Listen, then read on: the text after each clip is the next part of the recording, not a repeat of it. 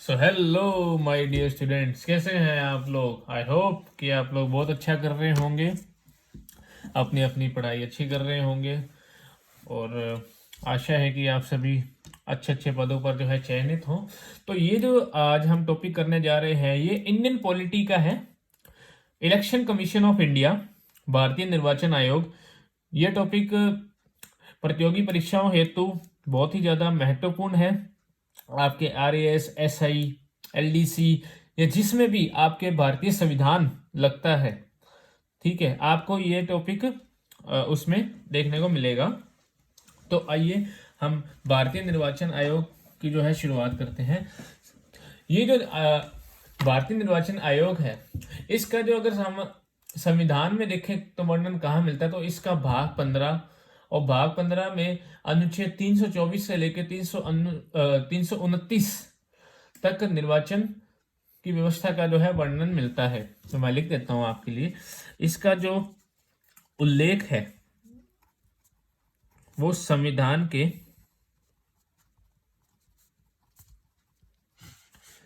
भाग 15 में अनुच्छेद 324 से 329 के अंदर मिलता है। यदि मैं इस आयोग की प्रकृति की जो है चर्चा करूं तो ये एक स्वतंत्र तथा एक संवैधानिक आयोग है। और यदि मैं इसकी स्थापना के बारे में बात करूं तो इसकी जो स्थापना वो 25 जनवरी 1950 को हुई थी। और इसका जो मुख्यालय है वो है नई दिल्ली में है। तो मैं ये बातें भी लिख देता हूं कि इसकी अगर यदि मैं प्रकृति की बात करूं तो स्वतंत्र व संवैधानिक आयोग है। और यदि मैं इसकी स्थापना की बात कर दूं तो 25 जनवरी 1950 को इसकी स्थापना हुई थी। आपको मैं एक चीज एक्स्ट्रा बता दूं कि 25 जनवरी को हम मतदाता दिवस मनाते हैं, वोटर्स डे, मतदाता दिवस मनाते हैं। और साथ ही मैं आपको बताया था कि इसका जो मुख्यालय है वह कहाँ है, दिल्ली, नई दिल्ली। नई दिल्ली में इसका जो है मुख्यालय है। ठीक है, अगर हम इसकी बात करें तो इस आयोग के द्वारा प्रथम बारी चुनाव सन 1951 और 1951 के बीच 52 के बीच करवाए गए थे। और इस आयोग के जो प्रथम मुख्य निर्वाचन आयुक्त जो कि फर्स्ट चीफ इलेक्शन कमिश्नर रहे हैं वो सुकुमार सेन रहे हैं। और first women chief election commissioner जो रही हैं वो VS रामा देवी जी रही हैं। तो मैं इसकी भी आपको लिख देता हूं। इसके जो प्रथम चुनाव हुए थे, पहली बार इस आयोग के द्वारा जो चुनाव करवाए गए थे वो करवाए गए थे 1951 से लेके 1952 के मध्य। और जो प्रथम मुख्य निर्वाचन आयुक्त जो रहे हैं, प्रथम मुख्य निर्वाचन आयुक्त को हम चीफ इलेक्शन कमिश्नर, तो मैं इसको एब्रीविएट करके CEC लिख रहा हूं तो आप समझ जाना, तो सुकुमार सेन जी रहे हैं। और जो प्रथम फर्स्ट विमेन CEC जो रही हैं वो रही है VS रामा देवी 1990। अभी हम वर्तमान दृष्टिकोण से यदि इसकी बात करें तो वर्तमान में इसमें 3 सदस्य हैं। और वर्तमान में इसमें जो 3 सदस्य हैं, मैं उनमें जो वर्तमान में जो मुख्य निर्वाचन आयुक्त हैं वह राजीव कुमार जी हैं, जो कि इस आयोग के 25वें मुख्य निर्वाचन आयुक्त हैं, जिन्होंने अपना जो कार्यभार है वह 15 मई 2022 से ग्रहण किया है। वह जो अन्य निर्वाचन आयुक्त है वह है अनूप चंद्र पांडे व अरुण गोयल। तो मैं यहां ये लिख देता हूं। वर्तमान में यहां पर जो CEC चीफ इलेक्शन कमिश्नर जो है वो है राजीव कुमार, जो कि 25वें चीफ इलेक्शन कमिश्नर हैं इस आयोग के, जिन्होंने अपना पदभार 15 मई 2022 से ग्रहण किया है। ठीक है। और जो साथ ही जो 2 इलेक्शन कमिश्नर्स हैं वह है अनूप चंद्र पांडे और अरुण गोयल जी। जो भी चीफ इलेक्शन कमिश्नर्स है, ये चीफ इलेक्शन कमिश्नर हैं या इलेक्शन, ये सभी आईएएस अधिकारी होते हैं। आपको बता दूं ये आईएएस अधिकारी होते हैं। इन्हीं को ही जो election commissioner, chief election commissioner जो है नियुक्त किया जाता है। अच्छा, ये तो इसके बारे में जानकारी बताई। इस आयोग के मुख्य कार्य क्या है? तो इसके जो प्रमुख कार्य वो ये है कि ये संसद, विधानमंडल, राष्ट्रपति, उपराष्ट्रपति का चुनाव करवाते हैं। ठीक है। ये जो हमारी जो वोटर लिस्ट है उसको तो मेंटेन रखते हैं। ठीक है। और इस आयोग का लक्ष्य क्या है, उद्देश्य क्या है कि स्वतंत्र, निष्पक्ष और समयबद्ध, यानी कि टाइम टू टाइम चुनाव करने। 5 साल का होता है यहाँ पे अपने इंडिया में, हर 5 साल में चुनाव होते हैं स्टेट के, ठीक है, लोकसभा के। ठीक है। तो ये इस चीज की जो है जिम्मेदारी रखता है। तो मैं इसका जो प्रमुख कार्य है मैं आपको बता दूं कि ये संसद,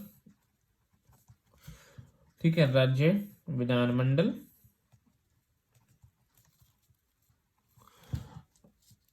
राज्य विधानमंडल, राष्ट्रपति तथा उपराष्ट्रपति के चुनाव करवाते हैं। ठीक है। मैं यहाँ पे और लिख रहा हूं, इसका जो आयोग का लक्ष्य क्या है? इस आयोग का लक्ष्य है कि चुनाव जो है स्वतंत्र हो, निष्पक्ष हो, व कैसे हो, समयबद्ध हो, टाइम टू टाइम हो। ठीक है। और एक और मैंने प्रमुख कार्य जो लिखना भूल गया वो था वोटर लिस्ट मेंटेन करना। ठीक है। आई होप आपको अभी तक मैंने जो बताया वो समझ आ रहा होगा। किसी भी चीज की अगर समस्या हो तो कमेंट्स में जो है बता दीजिएगा। इसी जो इलेक्शन कमीशन है, ये जो है स्टेट इलेक्शंस, जो स्टेट में जो आपके जो होते हैं ना वो अपने पंचायती राज इलेक्शंस हो गए या नगर पालिका हो गया, ये इलेक्शन ये नहीं करवाएगी, उसके लिए स्टेट इलेक्शन कमीशन है। ये सेंट्रल है। ठीक है। ये आपके स्टेट के करवा देगी, संसद के करवा देगी, राष्ट्रपति करवा देगी, उपराष्ट्रपति के। लेकिन जो स्टेट के अंदर पंचायत के इलेक्शन हो रहे हैं, ठीक है, पंचायती चुनाव हो रहे हैं, नगर पालिका चुनाव हो रहे हैं, वो कौन करवाता है? वो करवाता है स्टेट इलेक्शन कमीशन। तो ये नेक्स्ट पेज में इसकी व्याख्या करता हूं। जो हमारा स्टेट इलेक्शन कमीशन है वो हमारे जो है पंचायत व कौन से पंचायत व नगर पालिका के चुनाव करवाते हैं। ये जो उपबंध है ये 73वें व 74वें संविधान संशोधन के द्वारा किया गया था। ठीक है। तो आइए अब हमने जो पढ़ा उसके आप ये जो है स्क्रीनशॉट अगर लेना चाहें तो ले सकते हैं। ये नेक्स्ट ईयर है। अब हम आर्टिकल 324 की बात करेंगे। देखो आर्टिकल 324 की में क्या लिखा है, इसमें जो निर्वाचनों के जो अधीक्षण, निर्देशन और नियंत्रण निर्वाचन आयोग में निहित है, इस चीज के बारे में लिखा है। तो मैं ये लिख देता हूं। ठीक है। निर्वाचनों के अधीक्षण, निर्देशन और नियंत्रण निर्वाचन आयोग में निहित। ठीक है, अब मैं आपको इसकी थोड़ी सी पहले व्याख्या करता हूं, फिर अपन लिखेंगे। देखो, जो अभी हमने किस एक पद की बात करी थी, मुख्य निर्वाचन आयुक्त, और दो और बताए थे मैंने, निर्वाचन आयुक्त। ठीक है, इनकी जो नियुक्ति वो कौन करता है, वो राष्ट्रपति के द्वारा की जाती है। इसमें भी मैं आपको बताऊं, जो मुख्य निर्वाचन आयुक्त है वो तो मैंडेटरी है, वो तो होना ही होना चाहिए। जो अन्य दो निर्वाचन आयुक्त हैं वो कितने होने चाहिए, एक भी हो सकता है, दो भी हो सकता है, नहीं भी हो सकता, वो राष्ट्रपति के ऊपर डिपेंड करता है। ठीक है, अगर हम बात करें कि जो 25 जनवरी 1950 जब ये आयोग की स्थापना की गई थी और 15 अक्टूबर 1989 तक के बीच में इसमें एक ही सदस्य रहा है, वो कि जो कि रहा है चीफ इलेक्शन कमिश्नर। ठीक है, लेकिन क्या हुआ कि 61वां संविधान संशोधन हुआ 1988 में, जो कि लागू हुआ 1989 में, जिसके चलते क्या नया प्रावधान हुआ था कि जो वोट करने की जो एज है वो 21 से बढ़ा के 18 साल कर दी गई। ठीक है, जिसके कारण जो अब काम बढ़ गया, चुनाव आयोग का काम बढ़ गया, तो दो और सदस्य इंट्रोड्यूस कर दिए गए ताकि जो काम है वो अच्छी तरह हो जाए और कोई कमी पेशी न रहे।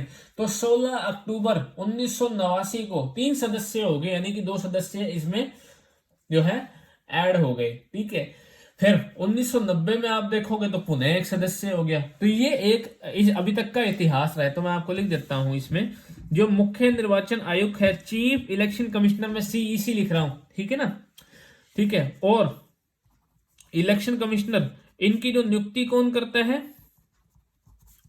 राष्ट्रपति, प्रेसिडेंट। ठीक है, अब ये डिपेंड करता है राष्ट्रपति पे, वो इलेक्शन कमिश्नर रखें ना रखें। ठीक है, नियुक्त करें ना नियुक्त करें, एक करे दो करे, वो उनके ऊपर डिपेंड करता है। ठीक है, वैसे तो देखा जाए कि अभी मैंने आपको बताया कि 25 जनवरी 1950 से लेकर 15 अक्टूबर 1989 के बीच, ठीक है, तो रहा तो एक ही सदस्य है, वो भी चीफ इलेक्शन कमिश्नर। लेकिन जब 61वां संविधान संशोधन हुआ था 1988 में, जो कि 1989 में हुआ लागू, ठीक है, ठीक है, तब ये हो गए इसके अंदर 3 सदस्य। अब वो 3 सदस्य यानी कि एक चीफ इलेक्शन कमिश्नर और 2 इलेक्शन कमिश्नर। ठीक है, अब उसके अंदर कारण क्या था, मैंने आपको बताया कि जो इसके अंदर क्या प्रावधान क्या है, जो वोट करने की जो एज है वो 21 साल से घटाकर 18 साल तक की कर दी गई थी। वही यूनिवर्सल आइडेंट फ्रेंचाइज, यानी कि आज भी हम, आज बच्चा 18 साल का हो जाता है तो वो मत देने का अधिकार उसे प्राप्त होता है। ठीक है, तो इससे क्या है, जो वर्कलोड है वो बढ़ गया, वर्कलोड बढ़ गया, दैट्स वाई 2 और सदस्य इंट्रोड्यूस हो गए। ठीक है ना, और जब 1990 में आप देखोगे, 1990 में पुनः एक सदस्य। ठीक है, तो ये ऐसे चलता रहा।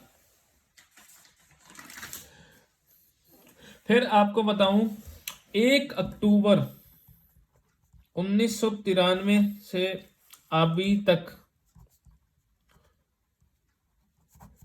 1 अक्टूबर 1993 से अभी तक 3 सदस्य चलते आ रहे हैं। इसमें 3 सदस्य चलते आ रहे हैं, फिक्स है। ठीक है, अभी तक तो 3 ही सदस्य चलते आ रहे हैं, और इनकी नियुक्ति कौन करेगा, इनकी नियुक्ति कौन करेगा, राष्ट्रपति। ठीक है ना, ये ध्यान रखो।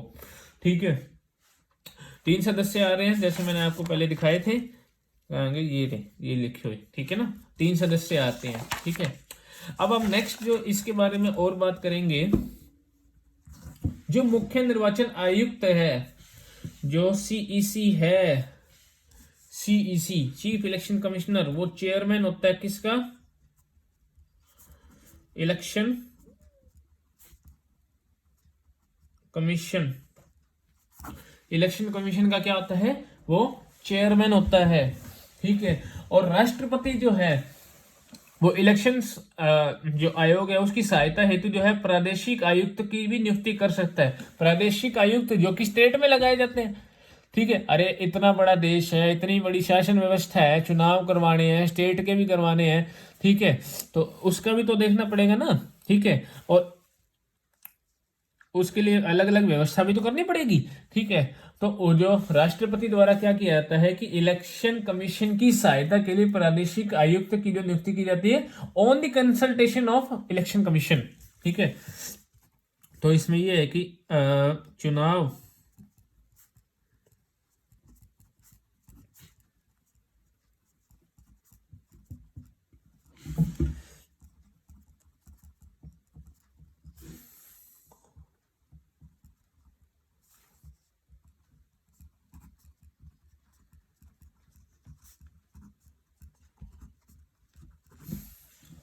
की जाती है किसमें, ऑन कंसल्टेशन ऑफ इलेक्शन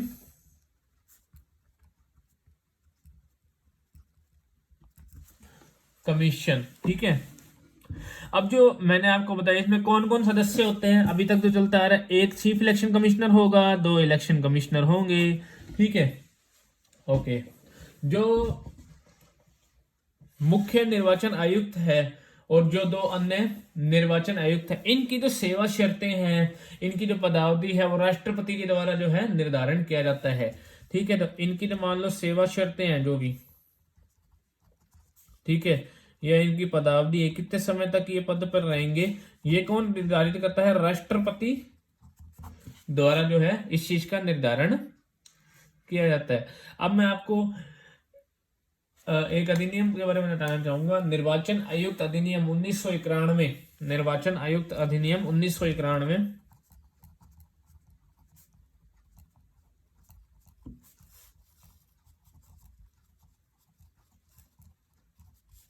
उसके अनुरूप या अनुसार क्या है, जो जो तीनों ये जो है ना सदस्य, इनके जो वेतन भत्ते हैं या कोई भी अन्य लाभ जो सरकार इनको देगी, वो सुप्रीम कोर्ट यानी कि सर्वोच्च न्यायालय के न्यायाधीश के समान होंगे। ठीक है ना। दूसरी चीज, इनकी जो पदावधि के दौरान किसी भी प्रकार का अलाभकारी परिवर्तन नहीं किया जाएगा, जैसे मान लो कि सैलरी में थोड़ी कम कर दी या कोई फैसिलिटीज कम कर दी, हाँ बढ़ा सकते हैं, वो कोई दिक्कत नहीं है, बढ़ाओ कोई दिक्कत नहीं है। ठीक है, लेकिन ये नहीं होना चाहिए कि कोई अलाभकारी परिवर्तन किया जाए। ठीक है, और जो चीफ इलेक्शन कमिश्नर है उनकी अगर मैं कार्यकाल की बात करूं या पदावधि की बात करूं, 6 साल या 65 वर्ष तक की आयु तक, और जो इलेक्शन कमिश्नर है उनकी पदावधि या कार्यकाल की बात करूं और 6 साल या 62 वर्ष तक। तो चलिए इसे लिख लेते हैं भाई, जो इनके जो वेतन भत्ते होते हैं वह अन्य लाभ इन्हें जो मिलते हैं वो सुप्रीम कोर्ट के न्यायाधीश के समान होंगे, सुप्रीम कोर्ट के न्यायाधीश के समान होंगे। ठीक है, पदावधि के दौरान अलाभकारी परिवर्तन नहीं होगा। ठीक है, इनकी अगर मैं पदावधि के बारे में बात करूं, जैसे सीईसी की इतने 6 साल या 65 वर्ष तक की आयु तक, और इलेक्शन कमिश्नर की होगी 6 साल और 62 वर्ष तक की आयु तक इसकी जो है पदावधि होगी। ठीक है, अब इनको अब अपन बात करते हैं त्याग पत्र के बारे में और इनको हटाने की प्रक्रिया के बारे में। देखो ये दोनों अपना त्याग पत्र जो है वो राष्ट्रपति को देते हैं। अगर मान लो चीफ इलेक्शन कमिश्नर है उसे हटाना है तो क्या प्रक्रिया है, तो देखो जो चीफ इलेक्शन कमिश्नर है, जो मुख्य निर्वाचन आयुक्त है, ठीक है, उसको हटाने की जो प्रक्रिया है वो सुप्रीम कोर्ट के न्यायाधीश के समान है। यानी कि इसमें क्या होगा, इनको हटाने के लिए एक संसद में संकल्प लाया जाएगा, उसे विशेष बहुमत के द्वारा लोकसभा राज्यसभा के द्वारा पारित करवाया जाएगा, फिर राष्ट्रपति के हस्ताक्षर होने के बाद उन्हें जो मतलब हटाना है तो उन्हें हटाया जाएगा। ठीक है, ठीक है, और जो अन्य आयुक्त हैं, जो इलेक्शन कमिश्नर्स हैं जो साथ में हैं, उनको मुख्य निर्वाचन आयुक्त की सिफारिश पर, जो चीफ इलेक्शन कमिश्नर की सिफारिश पर राष्ट्रपति द्वारा हटा दिया जाता है।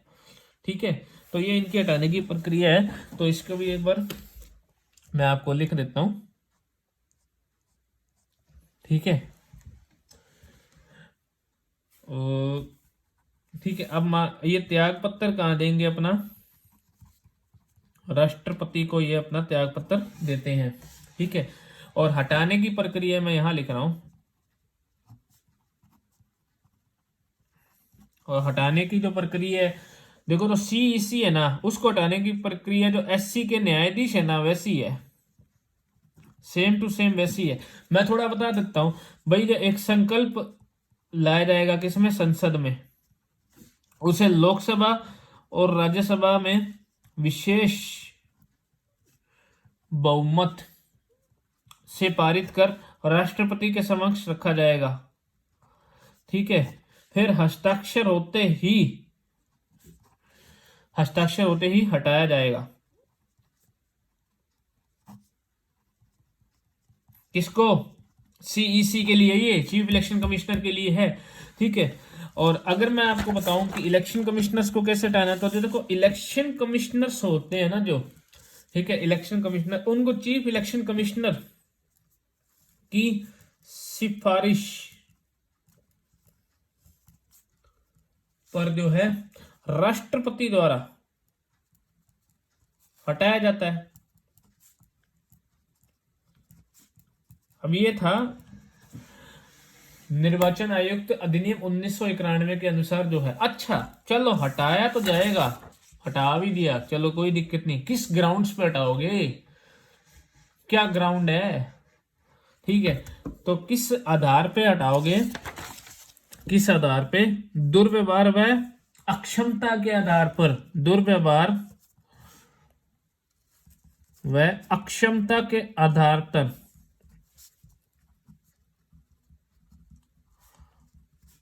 हटाया जाएगा। ठीक है ना। अब अगर मैं नेक्स्ट बात करूं कि हाँ, इसके अंदर जो जो ईसी और जो वो मैंने आपको क्या बताया थे, रीजनल कमिश्नर्स बताए थे ना मैंने, प्रादेशिक आयुक्त, ठीक है, उनको भी मुख्य निर्वाचन आयुक्त की सिफारिश पर ही हटाया जाएगा। ठीक है, और आर्टिकल 324 में क्या लिखा है, अब मान लो इलेक्शन कमीशन है जो, इसमें एक तो चीफ इलेक्शन कमिश्नर है, दो इलेक्शन कमिश्नर है। एक बात बता दूं, इन दोनों की, इन तीनों की पावर्स तो सेम होती है। ये भी नहीं होता कि मान लो कोई डिसीजन ले रहे हैं और डिसीजन में जो अंतिम फैसला वो चीफ कमिश्नर का ही प्रभावी होगा, नहीं। ठीक है, ये अगर किसी बात पर कोई निर्णय लेना चाहते हैं तो ये मेजोरिटी से निर्णय लेते हैं, वोटिंग से निर्णय लेते हैं। मान लो कि कोई कोई मान लो टॉपिक है, जिस टॉपिक के ऊपर इनकी आपस में चर्चा हुई, ठीक है, तो किसी दो ने भी, चाहे चीफ इलेक्शन कमिश्नर, एक इलेक्शन कमिश्नर, या दोनों इलेक्शन कमिश्नर ने, किसी दो ने भी कह दिया कि हाँ हम इसमें समर्थन करते हैं, हम इसमें विरोध कर देते हैं, तो वो फाइनल हो जाएगा। ठीक है, तो ये मेजोरिटी के माध्यम से जो है निर्णय लेते हैं, यानी कि जो पावर्स तो है वही वो समान है सब में। ठीक है, ये नहीं है कि भाई पद के हिसाब से भाई चीफ इलेक्शन कमिश्नर की पावर ज्यादा है, नहीं। ठीक है, पावर्स तो सबकी समान है। तो ये भी मैं लिख देता हूं, मेजोरिटी बहुमत के माध्यम से क्या निर्णय लेंगे। ठीक है, अन्य जो इसके अंदर बातें लिखी गई है वो ये लिखी गई है कि जो राष्ट्रपति हैं, और जो राज्यपाल हैं, वो निर्वाचन आयोग को कर्मचारी उपलब्ध कराएंगे। अरे मान लो स्टाफ की जरूरत है, ठीक है, काम ज्यादा है, ठीक है, तो स्टाफ तो चाहिए होगा ना। ठीक है, तो वो राष्ट्रपति और राज्यपाल जो है उपलब्ध करवाते हैं। ठीक है, तो राष्ट्रपति व राज्यपाल निर्वाचन आयोग को कर्मचारी उपलब्ध करवाएंगे। ठीक है, तो आज का इतना ही था। आप जो है मेरे वीडियो लेक्चर्स को रेगुलर देखिए, आपको किसी प्रकार की जो है समस्या नहीं आएगी। ठीक है, complete understanding of all the topics I sure. ठीक है, तो ये देख लो, ये आप थोड़ा सा स्क्रीनशॉट वगैरह लेना है, कुछ भी है आपके लिए हेल्पफुल है। आई होप ये आपके लिए हेल्पफुल होंगे। बहुत बहुत धन्यवाद, आपने इसे देखा, बहुत बहुत धन्यवाद, थैंक यू।